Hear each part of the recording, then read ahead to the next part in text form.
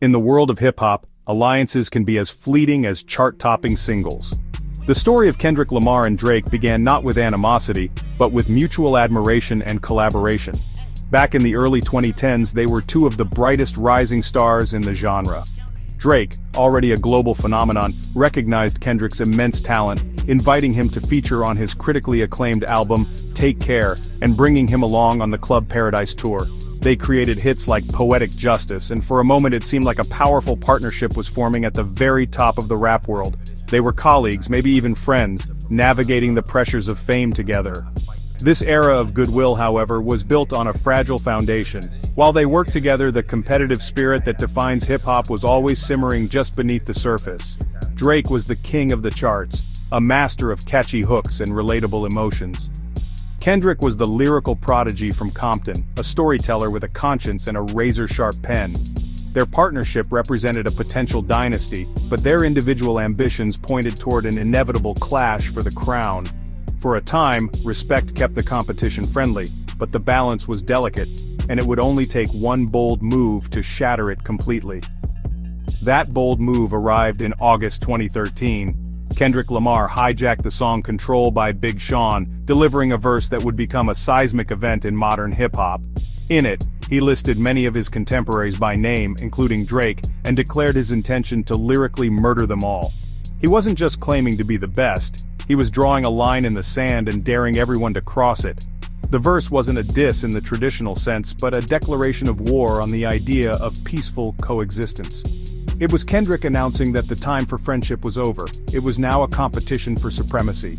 The Control verse immediately ended the era of collaboration. Drake, who had championed Kendrick, felt singled out and disrespected. The friendly rivalry curdled into a palpable tension. At the BET Hip Hop Awards later that year, Kendrick seemed to double down, rapping about putting a sensitive rapper back in his pajama clothes, a line widely interpreted as a direct shot at Drake's more emotional style. The initial spark had been lit. The battle wasn't out in the open yet, but the respect had been replaced by suspicion. The two biggest artists of their generation were now on a collision course. After the Control verse shattered their public alliance, the rivalry between Kendrick Lamar and Drake entered a long and fascinating Cold War phase. For nearly a decade, the conflict played out in the shadows. Through subliminal disses and coded messages buried deep within their songs, it became a sport for dedicated fans to dissect lyrics, searching for veiled references and subtle jabs. Drake might drop a line about rappers who preach consciousness but fail to live up to it, while Kendrick would mock artists who seemed more focused on pop stardom than lyrical substance. This was not a direct battle, but a war of attrition fought through innuendo. The tension was a constant undercurrent in hip-hop throughout the 2010s. Both artists ascended to legendary status, but they walked two very different paths. Drake became an untouchable commercial giant, dominating streaming services and radio waves with an endless stream of hits. Kendrick, on the other hand, became a reclusive genius, releasing dense, critically revered albums that earned him a Pulitzer Prize. Their contrasting approaches only fueled the rivalry. Drake's constant presence was a challenge to Kendrick's mystique, and Kendrick's artistic prestige was a threat to Drake's claim as the undisputed king of the genre. This period defined their public personas. Drake was the ever-present superstar, comfortable in the spotlight, engaging with fans on social media, and collaborating with a wide array of artists. Kendrick cultivated an aura of mystery. He would disappear for years at a time, staying silent and allowing anticipation to build to a fever pitch before returning with a monumental artistic statement. This dynamic created a fascinating power struggle.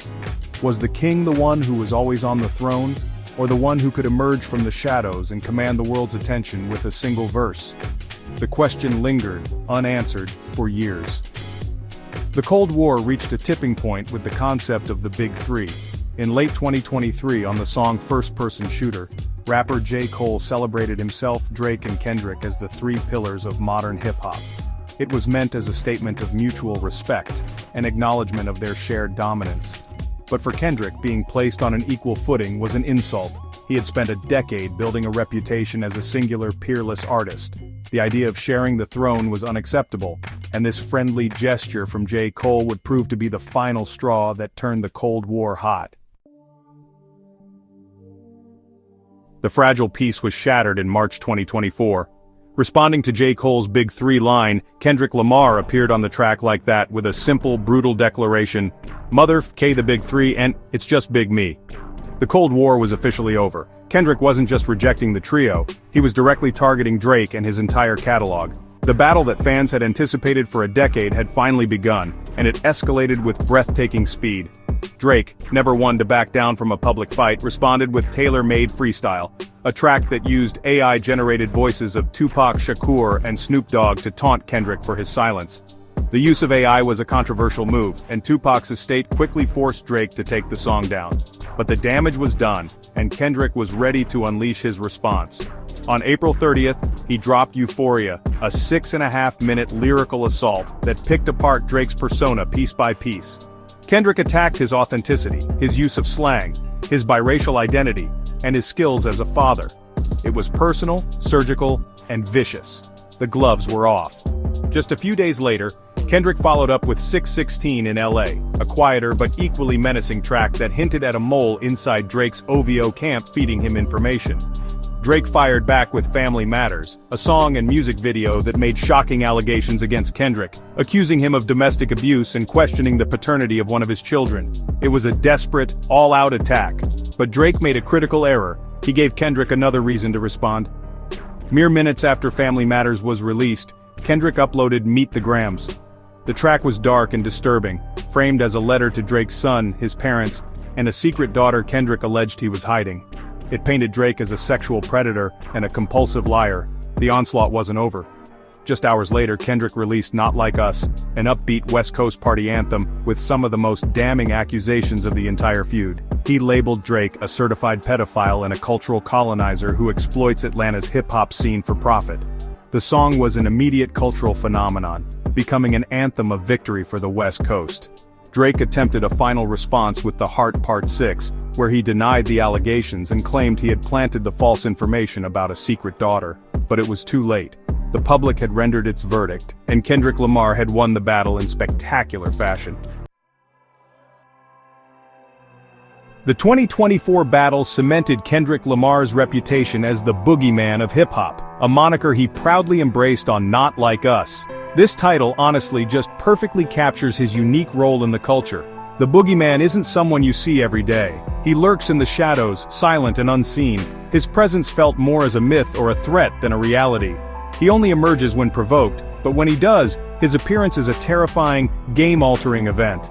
For years, Kendrick cultivated this persona through his long absences from the public eye.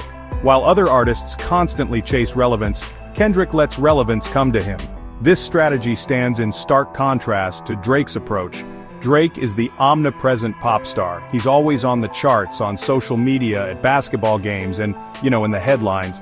His power comes from his constant visibility and his ability to tap into the cultural zeitgeist at any given moment. He built his empire on being relatable and accessible. This makes him a king, but a king who must always be on display, defending his throne from all challengers. His constant presence makes him a known quantity, a predictable force in the industry. He's the ruler who lives in the castle, visible to all his subjects. Kendrick, the Boogeyman, operates by a different set of rules. His power is rooted in unpredictability and psychological warfare. His long silences create a vacuum filled with speculation and fear. Other rappers know he's out there, watching and listening, and the thought of being his next target is enough to cause anxiety. When he finally does emerge, his attacks are not just simple insults, they're deeply researched, surgically precise character assassinations. He targets his opponent's deepest insecurities and contradictions, aiming to dismantle their entire public image. That's why a verse from Kendrick is treated as a crisis event. The feud laid this contrast bare for the entire world to see. Drake, the constant combatant, was ready for a conventional fight, trading insults and boasts. But Kendrick brought something else entirely. He brought terror. Meet the Grams wasn't just a diss track, it was a horror movie in audio form, designed to psychologically unravel his opponent. While Drake was playing checkers, Kendrick was playing a different game, one where fear and mystique were his primary weapons. The Boogeyman doesn't need to be seen to be feared. In fact, his power grows the longer he remains hidden. In the wake of the 2024 Lyrical War, the landscape of hip-hop feels, irrevocably changed. Kendrick Lamar's decisive victory was not just a personal win, it was a cultural moment that reaffirmed the power of lyrical substance and strategic warfare over commercial dominance. His victory lap was historic. He united the West Coast with his pop-out concert, performed Not Like Us at the Super Bowl, and swept the Grammys. The song became more than a hit, it became a cultural artifact, a symbol of a rapper who could bend the entire industry to his will through sheer talent and audacity. The Boogeyman had emerged, reshaped the world, and then vanished back into the shadows. The fallout extended beyond the music, spilling into the business world and revealing the deep fractures in the industry. Drake, refusing to accept defeat, filed a lawsuit against Universal Music Group, alleging they had artificially inflated the streams for Not Like Us. Meanwhile, artists aligned with Kendrick like Sir and Schoolboy Q claimed their shows in Drake's hometown of Toronto were mysteriously cancelled, suggesting a new form of gatekeeping. Pusha T revealed that he had to leave his longtime label, Def Jam, after they pressured him to remove a Kendrick feature to appease Drake. The battle had moved from the studio to the boardroom with real-world consequences for artists caught in the crossfire. This feud has forced a re-evaluation of what a rap battle can be in the modern era. It was more than just clever rhymes, it was a masterclass in narrative control, psychological warfare, and brand management. Kendrick demonstrated that in an age of constant content, silence can be the most powerful weapon. His rare but impactful appearances carry more weight than 1,000 social media posts.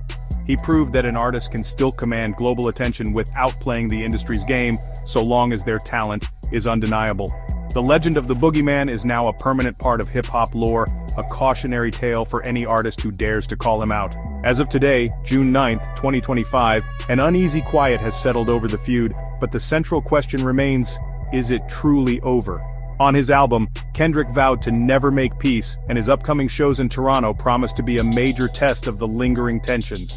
Drake remains a commercial powerhouse, and his pride will likely not allow the defeat to be the final word. The battle may be dormant, but the rivalry is eternal.